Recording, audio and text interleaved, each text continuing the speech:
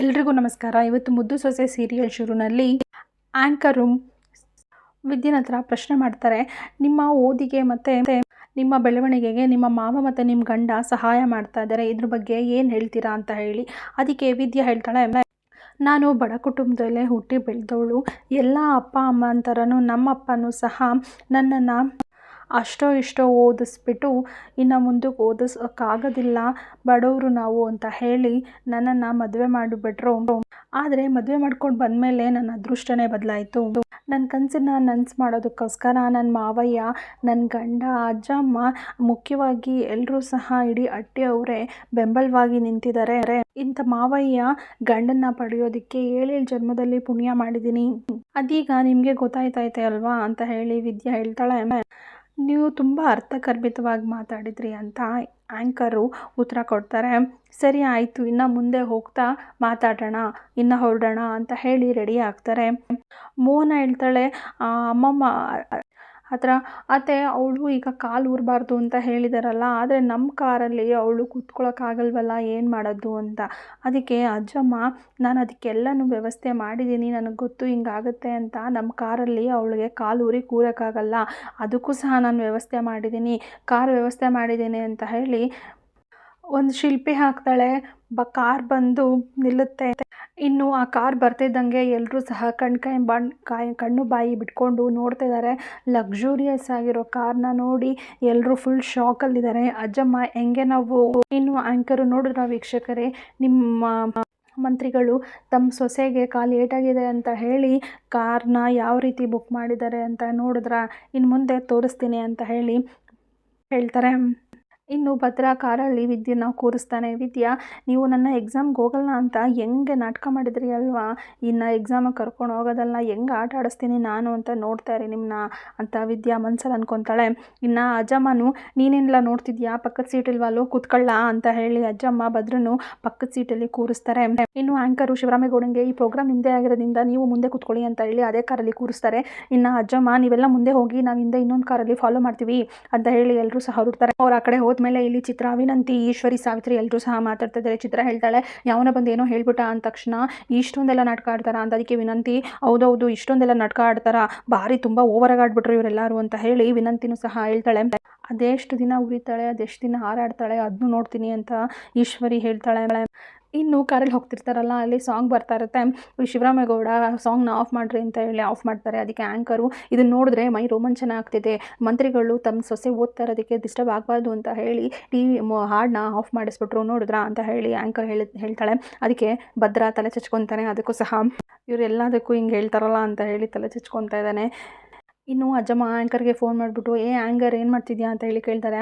ಅಜ್ಜಮ್ಮ, ಅದು ಆ್ಯಂಕರಲ್ಲ, ಆ್ಯಂಕರ್ ಅಂತ ಹೇಳಿ ಹೇಳ್ತಾಳೆ. ಸರಿ ಆಯಿತು, ಈಗ ನಮ್ಮ ಸೊಸೆ ರಾತ್ರಿ ಎಲ್ಲ ಓದಿ ಸುಸ್ತಾಗೋಳೆ ಅಂತ ಹೇಳಿ ಅವಳಿಗೆ ಹಣ್ಣು ಮತ್ತು ಜ್ಯೂಸು ಎಲ್ಲನೂ ಸಹ ರೆಡಿ ಮಾಡಿದ್ದೀನಿ. ನನ್ನ ಮೊಮ್ಮಕ್ಕನಿಗೆ ಸ್ಪೀಕರ್ ಆನ್ ಮಾಡು, ಅವನಿಗೆ ಕೇಳಿಸೋ ರೀತಿ ಅವನಿಗೆ ಕುಡ್ಸೋಕ್ಕೇಳು, ಎಲ್ಲನೂ ತಿನ್ಸೋಕ್ಕೇಳು, ಅವಳಿಗೆ ಸುಸ್ತಾಗಿರುತ್ತೆ ಅಂತ ಹೇಳಿ ಹೇಳ್ತಾರೆ ಅಜ್ಜಮ್ಮ ಆ್ಯಂಕರ್ಗೆ.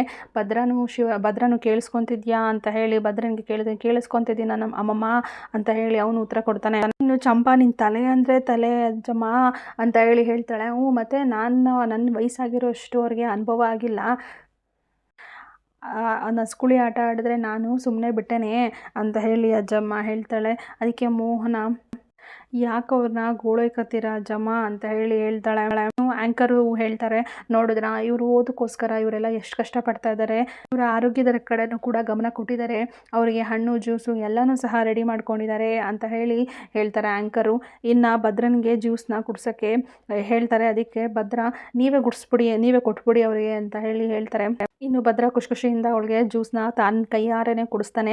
ನಂತರ ಮತ್ತೆ ಆ್ಯಂಕರು, ನೋಡಿದ್ರ ವಿದ್ಯಾ ಅವರು ಎಷ್ಟು ಅದೃಷ್ಟ ಮಾಡಿದ್ದಾರೆ ಅಂತ ಹೇಳಿ ಗಂಡನ ಕೈನಲ್ಲೇ ಜ್ಯೂಸ್ ಕುಡಿತಾ ಇದ್ದಾರೆ ಅಂತ ಹೇಳಿ, ನಂತರ ಹಣ್ಣು ತಿನ್ನೋದಕ್ಕೆ ಅಂತ ಹೇಳಿ ಹೇಳ್ತಾರೆ. ಅದಕ್ಕೆ ಭದ್ರ, ಅವರು ವಿದ್ಯಾ ಒಂದ್ಸಲ ತಿಂಡಿ ತಿಂದಾದ್ಮೇಲೆ ಹಣ್ಣು ಯಾವುದನ್ನು ಸಹ ತಿನ್ನೋದಿಲ್ಲ, ಏನೂ ಸಹ ತಿನ್ನಲ್ಲ, ಕುಡಿಯಲ್ಲ ಅಂತ ಹೇಳಿ ಹೇಳ್ಬಿಡ್ತಾರೆ. ಅದಕ್ಕೆ ವಿದ್ಯಾ, ಇವ್ರು ಹೇಳಿದ್ದು ನಿಜ, ಆದರೆ ನಾನು ಎಕ್ಸಾಮ್ ಭಯದಲ್ಲಿ ಬೆಳಗ್ಗೆ ತಿಂಡಿ ಮಾಡೋದನ್ನೇ ಮರೆತುಬಿಟ್ಟೆ, ತಿಂಡಿನೇ ತಿನ್ನಲಿಲ್ಲ, ಈಗ ಭಾರಿ ಹೊಟ್ಟೆ ಹಸಿತೈತೆ, ತಿನ್ನಬೇಕು ಅನ್ನಿಸ್ತೈತೆ ಅಂತ ಹೇಳಿ ಹೇಳಿದ್ದಕ್ಕೆ ಭದ್ರ ಬೆಳಗ್ಗೆನೇ ಹೇಳೋಕ್ಕಾಗಲಿಲ್ವೇ, ಹೊಟ್ಟೆ ತುಂಬ ನಾನೇ ತಿನ್ನಿಸ್ಬಿಡೋನಲ್ಲ ಅಂತ ಹೇಳಿ ಡೈಲಾಗ್ ಹೇಳಿತಾನೆ. ಇನ್ನು ಹಣ್ಣು ಕಟ್ ಮಾಡಿ ತಿನ್ಸೋಕ್ಕೆ ಅಂತ ಹೋಗ್ತಾನೆ. ವಿದ್ಯಾ ತಿಂತಿರ್ತಾಳೆ. ಆಗ ಬೀಜ ಸಿಗುತ್ತೆ. ಗೌಡ್ರೆ ಇದು ಬೀಜನ ತೆಗ್ದೇ ಇಲ್ವಲ್ಲ, ಏನು ಮಾಡಲಿ ಈಗ ಬೀಜನ ಅಂತ ಹೇಳಿ ಹೇಳ್ತಾನೆ. ಇಲ್ಲೇ ಉಗ್ಯಮಿ ಅಂತ ಹೇಳಿ ಕೈ ಕೊಡ್ತಾನೆ. ಕೈ ಮೇಲೆ ಉಗಿತಾಳೆ. ಅದನ್ನು ಸಹ ಕ್ಯಾಪ್ಚರ್ ಮಾಡ್ಕೊಳ್ತಾ ಇದ್ದಾರೆ ಆ್ಯಂಕರು. ನಂತರ ವಿದ್ಯಂಗೆ ವಾಂತಿ ಬರೋ ರೀತಿ ಆಗುತ್ತೆ. ಅದಕ್ಕೂ ಅವನು ಏನು ಬೇಜಾರು ಮಾಡ್ಕೊಳ್ಳೋದಿಲ್ಲ, ಖುಷಿಯಿಂದ ಕೈ ಕೊಡ್ತಾನೆ. ಅಲ್ಲಿ ವಾಂತಿ ಮಾಡಿಬಿಡ್ತಾಳೆ ವಿದ್ಯಂಗೆ ಸ್ವಲ್ಪ ಬೇಜಾರಾಗ್ಬಿಡುತ್ತೆ. ವಾಂತಿ ಮಾಡೋದನ್ನ ಇಟ್ಕೊಂಡಿದ್ದು ನೋಡಿ ಅವಳಿಗೂ ಸ್ವಲ್ಪ ಬೇಜಾರಾದಂಗೆ ಆಯಿತು. ಇನ್ನು ಅಜ್ಜಮ್ಮ, ನನ್ನ ಮುಂದೆನೇ ಆಟ ಆಡ್ತೀರಾ ನೋಡು, ಆ ಟಿ ವಿಯವ್ರನ್ನ ಹಿಡ್ಕೊಂಡು ನಿನ್ನ ಹೆಂಗೆ ಆಟ ಆಡಿಸ್ತೀನಿ ನೋಡು, ಬುಗ್ರಿ ಆಡಿಸ್ದಂಗೆ ಆಡಿಸ್ತೀನಿ ಅಂತ. ಇನ್ನು ಭದ್ರ ಅವಳ ಕೈಯಲ್ಲಿ ವಾಂತಿ ಮಾಡಿದ್ದನ್ನ ನೋಡ್ಬಿಟ್ಟು ಕೋಪದಲ್ಲಿ ವಿದ್ಯನ್ ಮುಖನೇ ನೋಡ್ತಿದ್ದಾನೆ. ಇನ್ನು ಮೋಹನ ಸಹ, ಪಾಪ ಅತ್ತೆ ನಮ್ಮ ಭದ್ರ, ಅವನ್ನ ತುಂಬಾ ಗೋಳಿಕೋಬೇಡಿ ಅಂತ ಹೇಳಿ ಹೇಳ್ತಾಳೆ. ಮೋಹನ, ನಾನು ಯಾರು, ಭಾಗೀರಥಿ ಅಂತ ಹೇಳಿ ಅಜ್ಜಮ್ಮ ಹೇಳ್ತಾಳೆ. ಇನ್ನು ಕಾಲೇಜ್ ಬರುತ್ತೆ. ಇನ್ನು ಬೇರೆ ಚಾನಲ್ ಅವರು ಸಹ ಬಂದಿದ್ದಾರೆ. ನಿಮ್ಮ ಸೊಸೆನ ಎಕ್ಸಾಮ್ ಬರೆಯೋದಕ್ಕೆ ಜೊತೆಲಿ ಕರ್ಕೊಂಡು ಬಂದಿದ್ದೀರಾ ಅಂತ ಹೇಳಿ ಸುದ್ದಿ ಇದೆ ಅಂತ ಹೇಳಿ ಬರ್ತಾರೆ. ಅದಕ್ಕೆ ಶಿವರಾಮೇಗೌಡ, ಒಳ್ಳೆ ಸುದ್ದಿಗಾದರೂ ಬಂದ್ರಲ್ಲ, ಇನ್ನು ಬೇರೆ ಸುದ್ದಿ ಕೆಟ್ಟ ಸುದ್ದಿ ಎಲ್ಲ ಕೇಳ್ಕೊಂಡು ಬರೋದು ಬಿಟ್ಟು ಒಳ್ಳೆ ಸುದ್ದಿಗೆ ಬಂದ್ರಲ್ಲ ನೀವು, ಒಳ್ಳೇದಾಯಿತು ಅಂತ ಹೇಳಿ ಹೇಳ್ತಾರೆ. ಹೌದು, ನೀವು ಇಲ್ಲಿ ಬರೋಕ್ಕೆ ಕಾರಣ ಏನು ಅಂತ ಹೇಳಿ ಆ್ಯಂಕರ್ ಕೇಳಿದ್ದಕ್ಕೆ, ಕಾಲ್ಗೋಸಿ ಗಾಯ ಆಗಿತ್ತು, ಅದಕ್ಕೋಸ್ಕರ ಖುದ್ದು ನಾನೇ ಭಯಪಟ್ಟಿದ್ರು ಎಕ್ಸಾಮ್ ಹೆಂಗೆ ಬರೀತೀನೋ ಏನೋ ಅಂತ, ಅದಕ್ಕೋಸ್ಕರ ನಾನೇ ಖುದ್ದು ಬಂದಿದ್ದೀನಿ ಅಂತ ಹೇಳಿ ಶಿವರಾಮೇಗೌಡ ಉತ್ತರ ಕೊಡ್ತಾನೆ. ಇನ್ನು ಈ ರೀತಿ ನಾಟಕ ಮಾಡ್ತಾ ಇದ್ದೀರಾ ಅಂತ ಹೇಳಿ ವಿರೋಧ ಪಕ್ಷರು ಟೀಕೆ ಮಾಡ್ತಿದ್ದಾರೆ ಅಂತ ಹೇಳಿ ಆ್ಯಂಕರು ಶಿವರಾಮೇಗೌಡಂಗೆ ಪ್ರಶ್ನೆ ಮಾಡಿದ್ದಕ್ಕೆ ಶಿವರಾಮೇಗೌಡ, ನೋಡಿ ಇದೇ ಮೊದಲಲ್ಲ, ಇದಕ್ಕೂ ಮೊದಲು ಎಂಟ್ರೆನ್ಸ್ ಎಕ್ಸಾಮ್ಗೆ ಕರ್ಕೊಂಡ್ಬಂದಿದ್ದೆ ಅಲ್ವಾ, ಹಾಗಾಗಿ ಅವ್ರ ಮಾತಿಗೆಲ್ಲ ನೀವು ಬೆಲೆ ಕೊಡೋಕೆ ಹೋಗಬೇಡಿ. ಆಮೇಲೆ ನಿಮ್ಗೊಂದು ಮಾತು ಹೇಳ್ತೀನಿ, ನಮ್ಮ ಕುಟುಂಬನ ಮುಂದೆ ಇಟ್ಕೊಂಡು ರಾಜಕೀಯದ ಬೇಳೆ ಬೇಯಿಸ್ಕೊಳ್ಳೋ ಅವಶ್ಯಕತೆ ನನಗಿಲ್ಲ ಅಂತ ಹೇಳಿ ಶಿವರಾಮೇಗೌಡ ಉತ್ತರ ಕೊಡ್ತಾನೆ. ಇನ್ನು ಭದ್ರನ ಹತ್ರ ಬಂದು, ನಿಮ್ಮ ಹೆಂಡ್ತಿನ ಆವಾಗಲಿಂದ ಎತ್ಕೊಂಡಿದ್ದೀರಲ್ಲ, ನಿಮಗೆ ಭಾರ ಅನ್ನಿಸ್ತಾ ಇಲ್ವಾ? ಅದಕ್ಕೆ ಅಜ್ಜಮ್ಮ, ಇದೇನಪ್ಪ ಹಿಂಗೆ ಕೇಳ್ತಾ ಇದೆಯಾ, ಜೀವನದ ಪೂರ್ತಿ ಓದ್ಕೊಂಡು ಮನಸ್ಸಲ್ಲಿ ಅವ್ರನ್ನ ಇಟ್ಕೊಂಡು ಹೊತ್ತು ಎತ್ಕೊಬಿಟ್ರೆ ಅವ್ರು ಭಾರ ಆಗ್ಬಿಡ್ತಾರಾ, ಅವ್ನ ಭಾಗ್ಯ ಅದು ಅಂತ ಹೇಳಿ ಅಜ್ಜಮ್ಮ ಹೇಳ್ತಾಳೆ.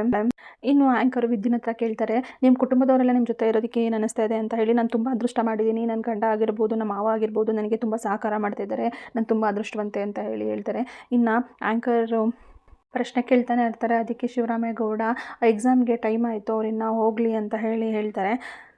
ಇನ್ನು ವಿದ್ಯಾ ಶಿವರಾಮೇಗೌಡನ ಹತ್ರ, ನನಗೆ ನಿಮ್ಮ ಪೆನ್ನಲ್ಲೇ ಎಕ್ಸಾಮ್ ಬರೆಯೋ ಆಸೆ ಇದೆ, ನಿಮ್ಮ ಪೆನ್ ಕೊಡ್ತೀರಾ ಅಂತ ಹೇಳಿ ಶಿವರಾಮೇಗೌಡನ ಹತ್ರ ಕೇಳಿದ್ದಕ್ಕೆ ಶಿವರಾಮೇಗೌಡ ಸೊಸೆಗೆ ವಿದ್ಯನ್ಗೆ ಪೆನ್ನ ಕೊಡ್ತಾನೆ.